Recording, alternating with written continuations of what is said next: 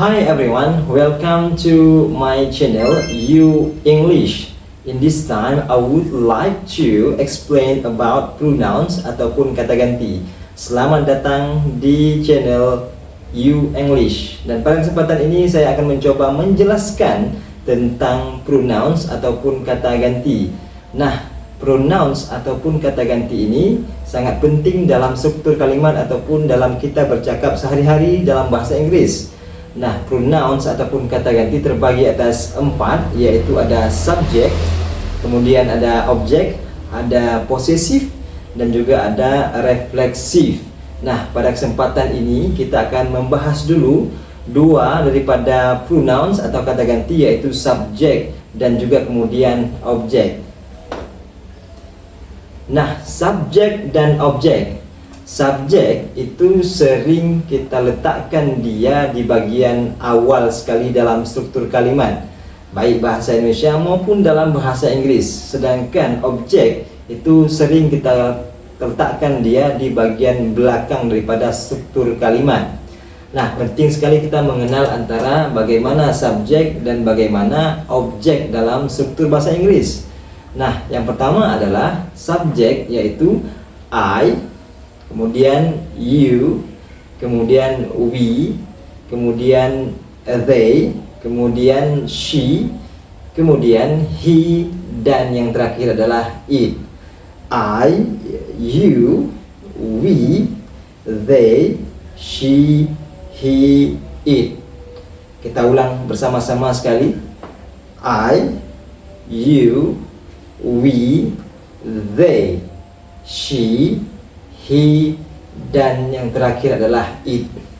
Nah, I adalah saya, kemudian you adalah kamu dalam bahasa Indonesia, kemudian we adalah kami atau kita dalam bahasa Indonesia, kemudian they adalah mereka, kemudian she adalah dia perempuan, kemudian he adalah dia laki-laki. Biasanya she dan he kita gunakan untuk kalimat di mana orang tersebut berada, kita harus tunjuk ke arah depan.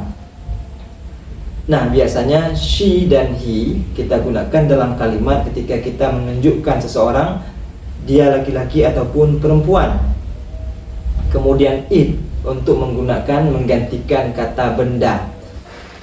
Nah, kemudian untuk bagian objek, yang kalimat yang sering kita, kata yang sering kita gunakan di akhir kalimat, itu I menjadi me, kemudian you tetap menjadi you, kemudian we menjadi them, we menjadi them, kemudian they menjadi us, kemudian she menjadi her, she menjadi her, kemudian he menjadi him, he menjadi him, dan it menjadi tetap it. Kami ulang sekali lagi. Untuk kemudian objek daripada subjek I, yaitu me, subjek I, kemudian you tetap you, kemudian objek daripada we yaitu them, kemudian objek daripada they yaitu us, kemudian objek daripada she menjadi her, kemudian objek daripada he menjadi him, dan objek daripada it tetaplah disebut dengan it. Nah, kemudian sebagai contoh daripada penggunaan subjek dan objek dalam struktur kalimat bahasa Inggris, itu misalnya dapat kita lihat di layar, yaitu ada kata-kata titik-titik di mana ada kata tengah yaitu calls. Calls itu ada huruf S di situ dan kemudian ada titik-titik setelahnya. Maka dalam struktur kalimat ini dibutuhkan subjek dan objek kalimat. Yang mana kalau kita pasangkan dia di situ ada calls, yaitu kita bisa letakkan misalnya he ataupun she ataupun he, ataupun juga it. Kenapa cuman pilihannya 3? Karena dalam simple present itu call yang ditambah dengan huruf S menunjukkan kepada orang ketiga tunggal, yaitu he, she, atau juga kemudian it, sehingga kemungkinannya dapat kita gunakan she calls. Adapun kemudian objeknya, kalau misalnya dia perempuan, memanggil seorang laki-laki, maka she calls, bukan he, tapi dia adalah him. She calls him. She calls him, bukan she calls he. Nah, ini penting sekali untuk kita pahami. Ketika kita menggunakan subjek, maka harus tepat kita gunakan subjek. Ketika kita menggunakan objek, maka kita telah menggantinya dari subjek menjadi objek. Nah, pada contoh yang kedua, misalnya juga ada kata-kata titik-titik. Di tengahnya adalah send this letter to. Kemudian titik-titik lagi. Send this letter to. Kemudian titik-titik. Nah, ini dapat kita isi dengan I, ataupun you, ataupun we, ataupun they. Nah, sekarang kita ingin masukkan yang you. You send this letter to, untuk siapa? Kamu mengirim sepucuk surat untuk siapa? Nah, bukan kita gunakan untuk I, tapi kita gunakan di sini adalah I berubah menjadi objek, yaitu me. Jadi kalimat utuhnya adalah you send this letter to me.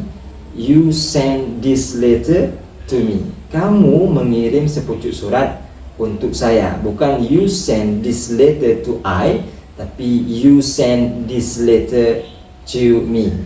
Nah, kemudian pada contoh yang terakhir misalnya, ada 3 contoh kita sediakan. Ada titik-titik, kemudian ada kata wanna play. Wanna play. Wanna play, ingin bermain. Wanna play. Nah, di sini itu kita bisa memilih kata daripada subjek they, yaitu mereka. Mereka wanna play, dan kemudian mereka ingin bermain apa? Nah, dalam hal ini kita bisa pilihkan dia, yaitu subjek it, ya, misalnya bermain bola, maka bola itu bisa digantikan namanya dengan it, atau kata ganti benda yaitu it. Jadi they wanna play it. They wanna play it. Mereka ingin bermain it. It itu adalah bola tadi. Nah, demikian beberapa contoh daripada penggunaan subjek dan objek dalam struktur kalimat bahasa Inggris.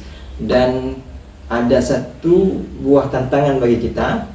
Silahkan kalian isikan daripada subjek dan objek dari kalimat yang tersajikan ini, yaitu do you know where titik-titik, kemudian can meet titik-titik. Nah, bagi kalian yang tahu jawaban tepatnya, silahkan isi di kolom komentar. Demikian, kita akan ketemu lagi pada sesi yang lain. Terima kasih.